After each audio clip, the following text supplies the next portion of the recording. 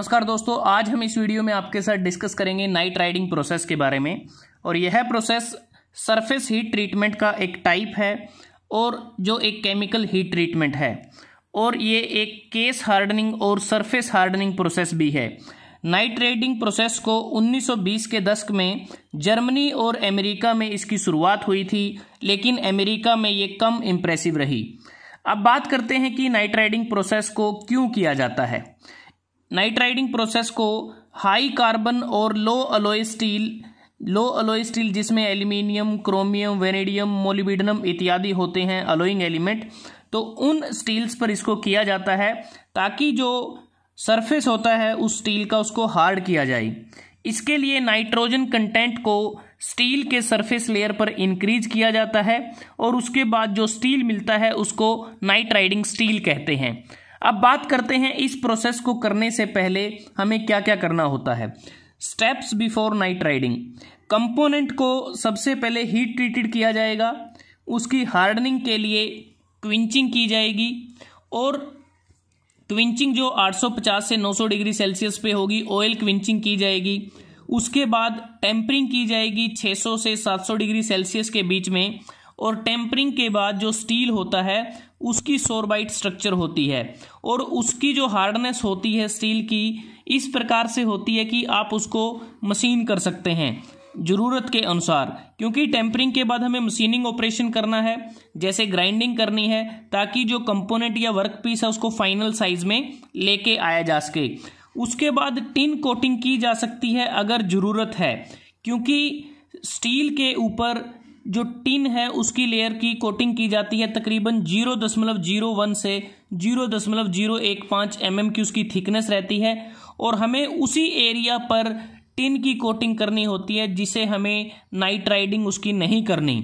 मतलब कि जो टिन है वो नाइट राइडिंग टेम्परेचर पर जाके वो मेल्ट हो जाएगा और सरफेस पर उसकी एक लेयर बन जाएगी, और वो जो पर्टिकुलर जो एरिया होगा वहाँ पर जो नाइट्रोजन है वो ऐड नहीं होगी, इसलिए टिन कोटिंग की जाती है अगर ज़रूरत है तभी। इसके बाद जो कंपोनेंट होगा उसको डीकार्बोनाइजेशन किया जाएगा, मतलब कि उसकी प्री क्लीनिंग की जाएगी, जो एक मैंडेटरी प्रोसेस होती है ताकि उस पर कोई ऑक्साइड वगैरह ना हो। और ये सब करने के बाद जो नाइट राइडिंग प्रोसेस है, सबसे पहले जो कंपोनेंट होगा उसको हीट रेजिस्टेंट मेटल कंटेनर में रखा जाएगा, और उसके बाद उस कंटेनर में अमोनिया गैस को कंपोनेंट के अराउंड पास किया जाएगा, और टेम्परेचर है जो 500 डिग्री सेल्सियस से 650 डिग्री सेल्सियस तक उसको लेकर जाएंगे। मतलब कि ये वो टेम्परेचर होता है कि जिस टेम्परेचर पर जो एमोनिया गैस है वो डिसोसिएट हो जाती है।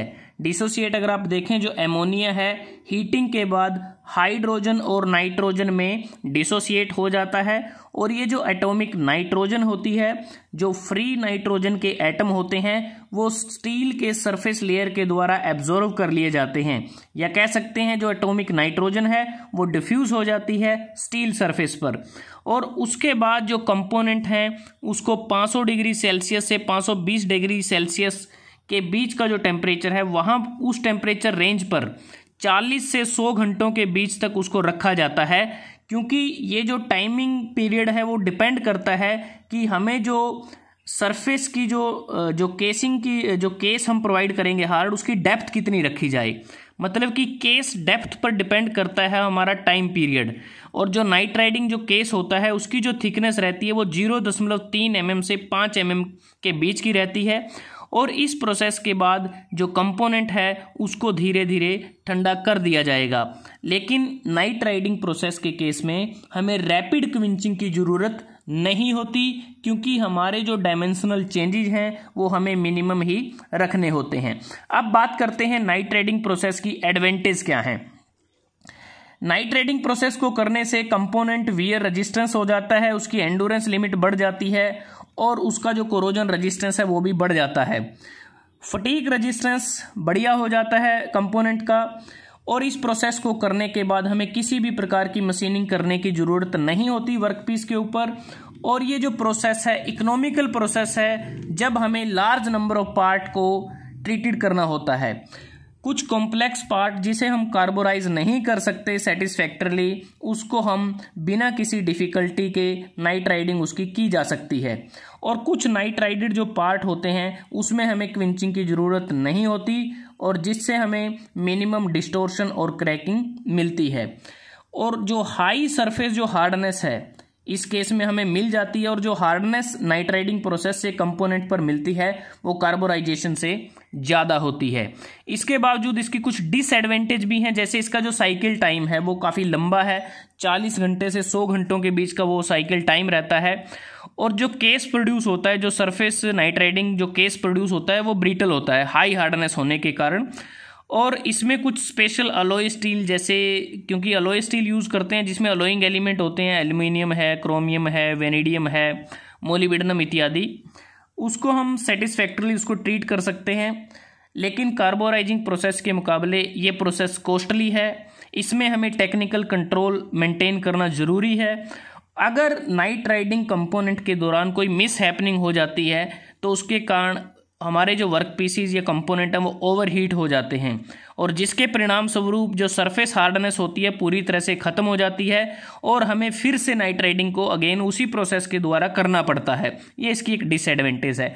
अगर हम एप्लीकेशन की बात करते हैं, नाइट राइडिंग प्रोसेस का प्रयोग हम सिलेंडर लाइनर की मैन्युफैक्चरिंग के दौरान करते हैं, पावरफुल इंजन के सिलेंडर बनाने के दौरान करते हैं, cans, valve part, machine tool के component, gauges, gear, crankshaft, camshaft, extrusion die, forging die, die casting tools, plastic mould tool, injector, cam follower आदि की मैन्युफैक्चरिंग के दौरान इस प्रोसेस को किया जाता है।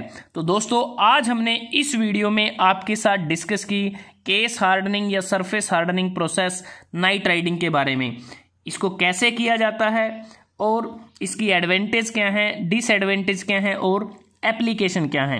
अगर आपको ये वीडियो अच्छा लगा आप इसको लाइक कर सकते हैं, शेयर कर सकते हैं अपने दोस्तों के साथ, स्टूडेंट्स के साथ, और चैनल को सब्सक्राइब करना ना भूलें। जल्दी हाजिर होते हैं एक नए वीडियो के साथ, तब तक के लिए धन्यवाद। आपका दिन शुभ रहे।